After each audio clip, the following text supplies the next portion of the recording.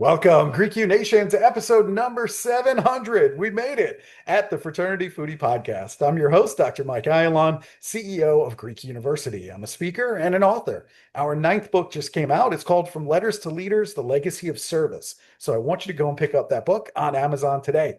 We call these episodes the Fraternity Foodie Podcast because there is nothing like great food to bring fraternity and sorority leaders together.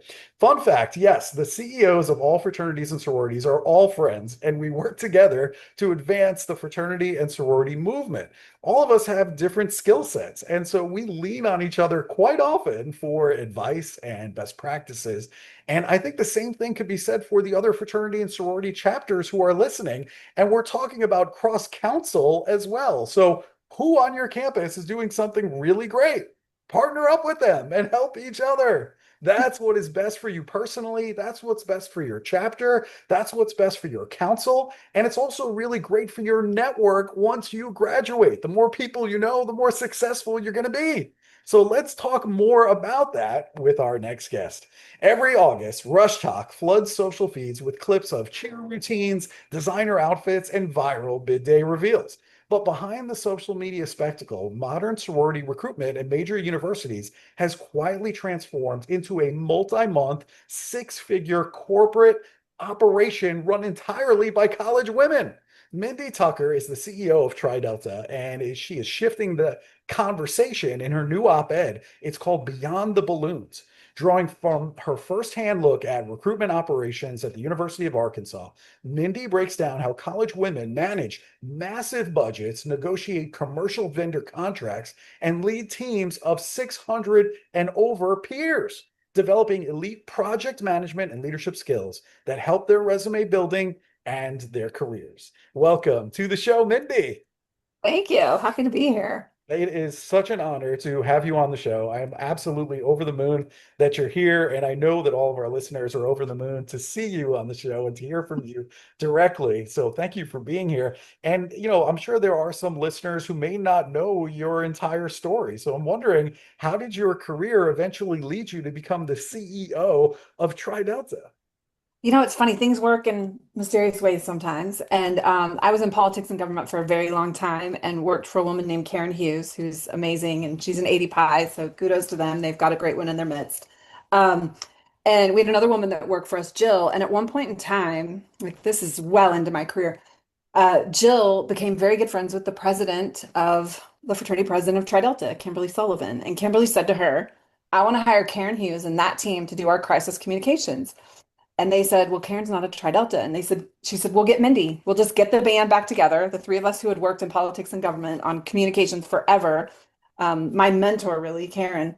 They hired us as a team and we did messaging for Tri Delta and we did some crisis comms. And then I got hired in as the VP of marketing and communication almost 9 years ago. So it just worked out. And it's a tribute to networking and being in the right place at the right time. And really happy I did because here I am today. Never imagined at that point in time I'd be CEO someday, but it's worked out and I'm thrilled to be Worked out in this very role. well. Well, it worked out well for you and it worked out well for Tri Delta.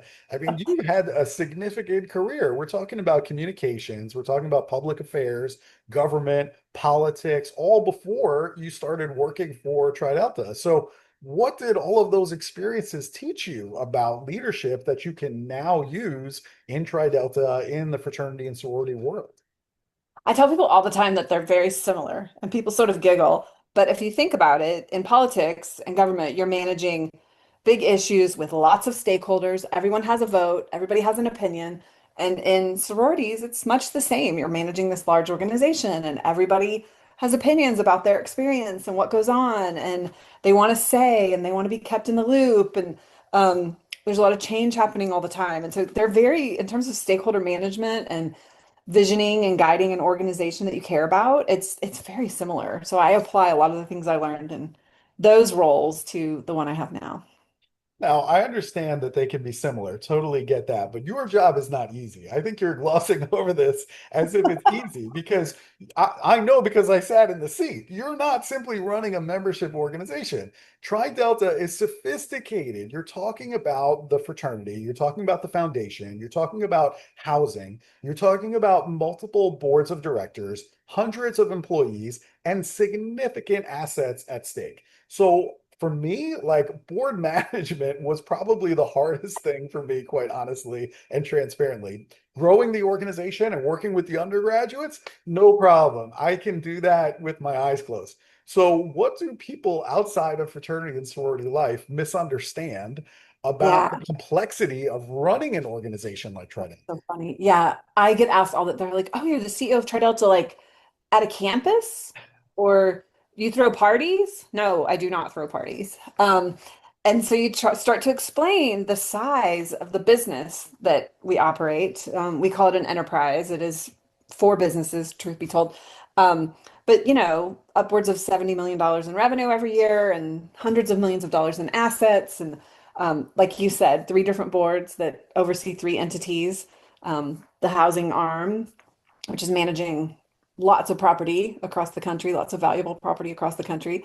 Uh, the fraternity, which is 250,000 members strong, and then a foundation that gives out, upwards of $1 million a year and has roughly 24 million in assets under management. I mean, these are large organizations. And so there's that piece of it. And I think it also is indicative of how we like to run the organization. We want this to be a really premier experience for our members. And so when you're running the businesses that way, it trickles down. And so that's my job is to vision that and make sure we're executing on that. But you also mentioned boards. I do have three boards, one for each of those entities.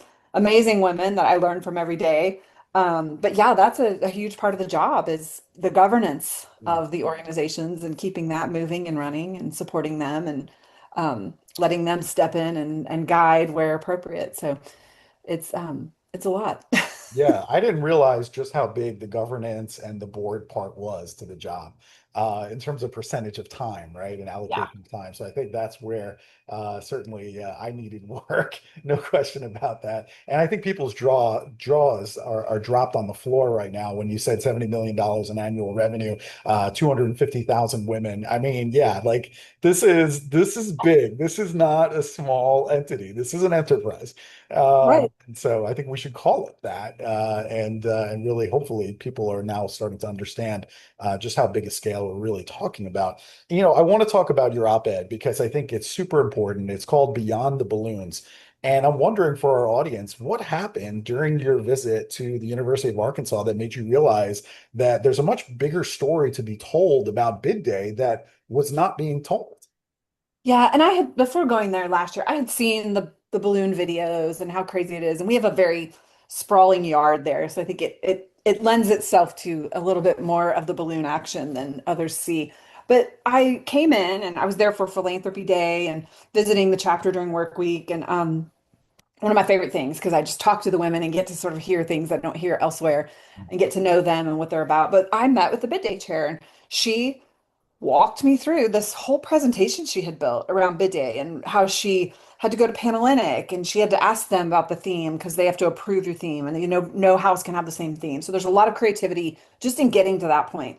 Once your theme is approved, she comes back, a small group of people in the chapter and advisors work with a vendor and start to map the theme out and they map out a budget and they put a team together and they have to do a merchandise plan and they have to do a PR plan. And this goes for 6 to 9 months. So she's project managing and budget managing.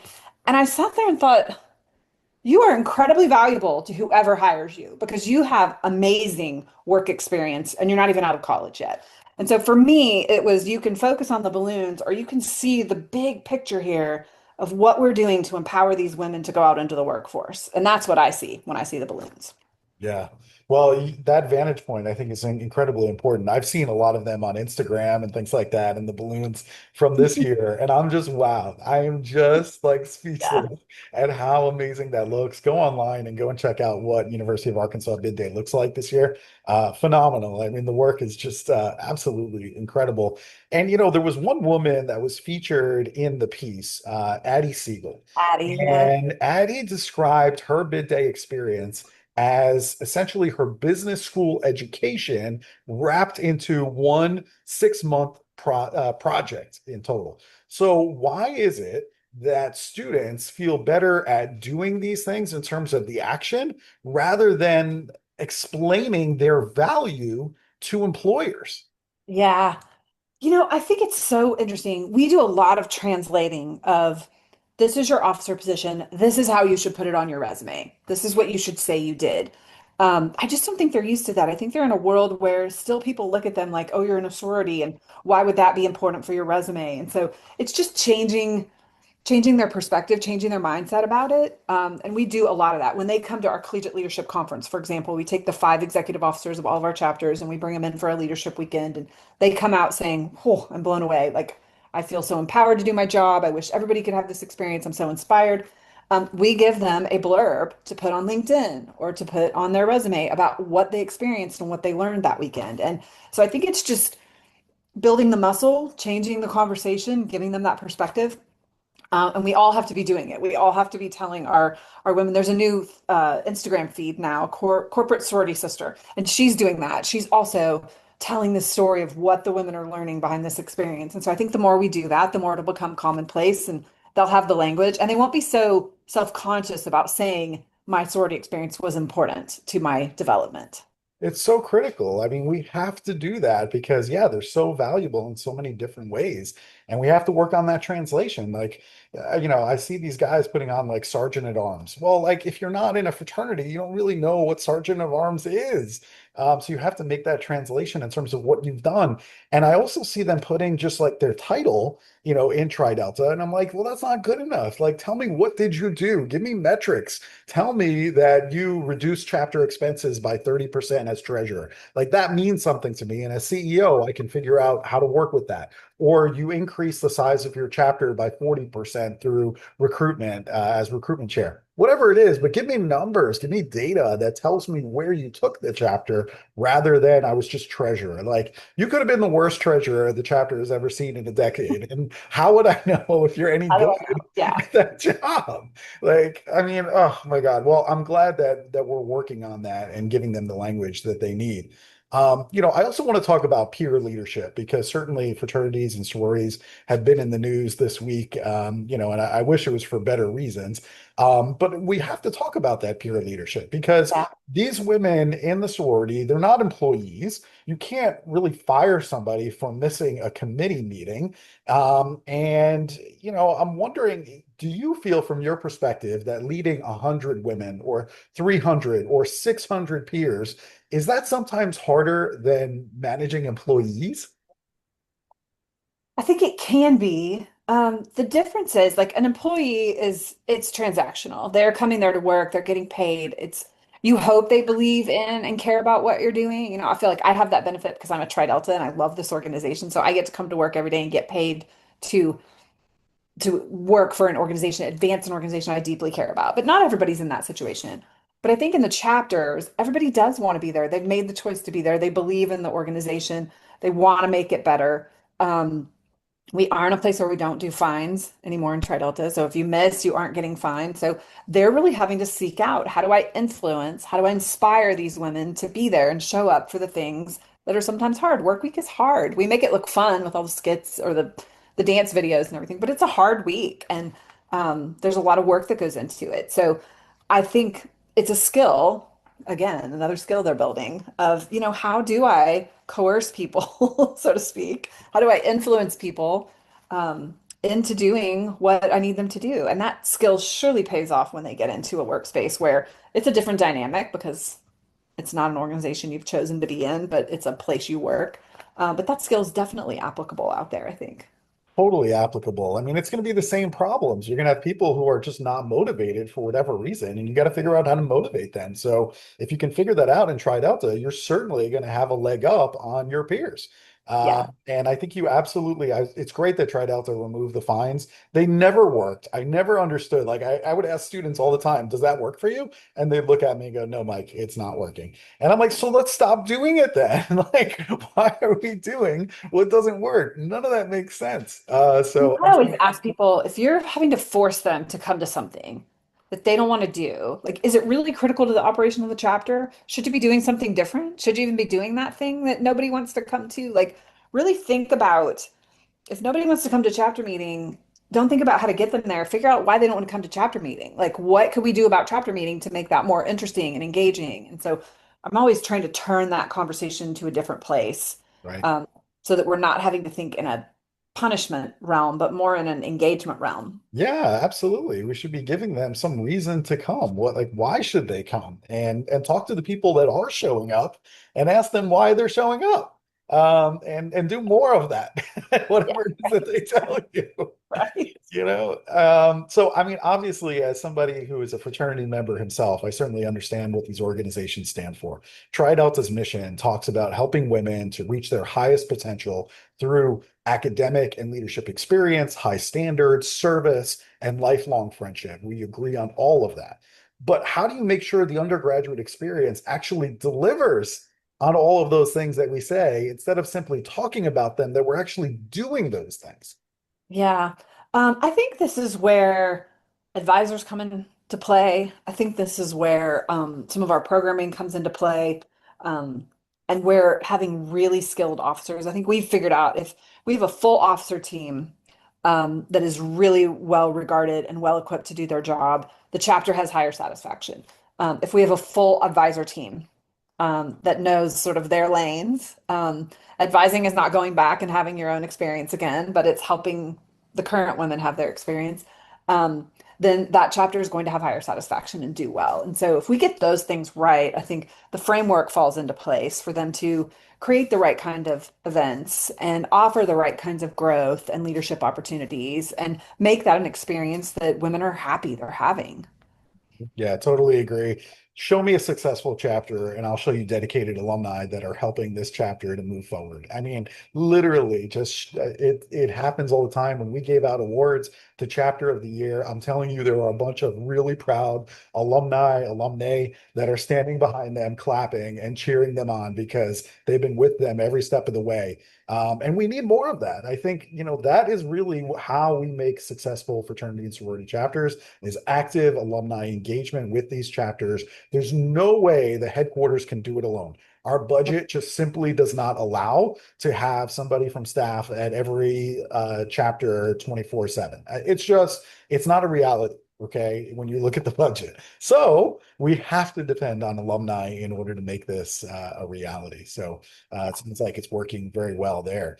I don't shy away from my mistakes. I've made many in my career as chapter president, as executive director of the fraternity, as CEO of Greek University. I made many, many mistakes, but I've Oh, learned big lessons, right? I've learned huge lessons. And I think that's really another important point to focus on is I think today's students, sometimes they shy away from making mistakes. And I'm like, I learned the biggest lessons of my life when I made a mistake. So don't be afraid of those things, right? and Um, I think this environment is one in which you can make a mistake and you can fail, and the consequences are not catastrophic here. right. And you can do it in a safe space where you do have a helper, an advisor who can support you through it, or friends or sisters who can support you through it. Like I hope everybody is approaching it that way. On our staff at Tri Delta, we have a test and learn philosophy. It's one of our staff values that I expect people to be trying things and failing. If they're not, then we're not trying hard enough and we're not thinking big enough. And it's still not easy to get people there. Lots of us are perfectionists in this world. And we don't want to fail at all ever, but it happens, and that's how we learn. Like you really learn some of your best lessons by watching it. And so I hope everybody has that attitude out there, at least in Tri Delta, and I hope our collegiate women understand that it really is a safe place to make some mistakes and do some learning. Yeah. Is that the one lesson that you've learned as CEO of Tri Delta that you wish maybe somebody had taught you when you were 21 years old? No, I think every year I have like, oh, I have a new lesson I've learned or a new thing that I feel like is important. One of the other ones is one of the big ones I'm finding is shared language is super important. And I can say the word stakeholder management, another person will hear it. I mean one thing, they think another thing, like really defining, even test and learn. We had to have a whole session where we defined what does test and learn actually mean? We all say that. What do we mean by that? And some of the best conversations come out of those alignment discussions where you're saying, okay, here's the word. Here's what we think we mean by it. What does everybody actually think it means? And what do we really want it to mean in Tri Delta? And we do a lot of that. And it's so valuable just getting to that. Everybody accomplishes more from there with shared language. Yeah, that is really, really great. And something I think every chapter could also implement as well to get everybody Yeah. on the same page in terms of what leadership is looking for in this year ahead. What are our goals? What does that look like? And really start to define those things and drill down and make sure you get your members' feedback on your goals. Let them be part of building this organization on your campus. They're more likely to help if they were the ones that helped you to develop the goal. So Right. get their input. I think that was another Yeah. thing that I wish I would have known when I was 21 is, I had these ideas in my mind and I very quickly ran through things. I make decisions like super fast. And there's a positive and a negative to that, right? The positive is that I don't hesitate and we move quickly. The negative is sometimes I forget to bring along my chapter members with me, right? Yes. Yes. And that getting their buy-in is incredibly important. Okay. Yes. To any undergraduates, make sure that they're a part of that decision making and Yeah. make sure they're the ones who help you to develop the goals for the organization. And it's super frustrating to slow down, but you end up with a better product at the end Yeah, you got and to a more slow down. successful You process. got to bring them along. I totally Yeah. agree. You get better buy-in, better participation, all of the things, better results. So I think we're totally aligned on that. Now, our show is called the Fraternity Foodie Podcast. So we always have to finish with something food related. I just came Okay. back from a Mets game with my fraternity brothers in San Diego. The food Oh, was absolutely incredible. I mean, first of all, the weather is always great out in San Diego, but the food scene is legit. I mean, you have some yeah. really, really good food. So I'm wondering, what's your favorite restaurant these days in San Diego? I know this is so hard. I'm such a horrible favorite person because I want to pick 12 things. But my go-to is there's a little restaurant called Luce, and it's next door to this like longtime Italian restaurant that's owned by the father who I think just passed away. But the son has opened this restaurant next to it, and it's a little more casual. It's in Bay Park. It's near the water. Any night of the week, we can go there totally casually dressed and have some of the best food. It's not Italian, it's a little bit of everything. You can get a pizza, you can get a burger. I get salmon all the time there. Like it's just so good. So Luce is my favorite. Okay. All right. Yeah. I'm definitely going the next time I'm in San Diego. So I'm super excited to go and check that out. It's Yeah. absolutely fantastic. All right. So if all of our listeners, if they want to learn more about Tri Delta and also learn how they can support you in all of your efforts, where should they go? Yeah, tridelta.org is the website. We are on Instagram at tridelta. You can find us on Facebook too under Delta Delta Delta, the more traditional name. But we'd love to have you come and join us and learn more about us and support what we do. That is fantastic. Mindy, I'm just so blown away at the results that you and the staff over at Tri Delta are doing every single day. You never cease to amaze me in terms of the results that you're bringing for all the great causes that you're working on. So I just want to commend you and your staff on the incredible work they do every single day. Just know that I'm cheering for you and I'm super proud of the work that you do. So thank you. Thank you so much. That means a Yeah, lot. of course. And to our listeners, if you learned something from Mindy today, and I know that you did because I did, I need you to share this episode with your entire chapter. So, what I want you to do is take this link, drop it in a group chat with your entire sorority chapter, your entire fraternity chapter, share it on social media because you never know who needs to hear Mindy's message today. So, thank you so much to our listeners. We'll see you on the next episode of the Fraternity Foodie Podcast. Bye for now.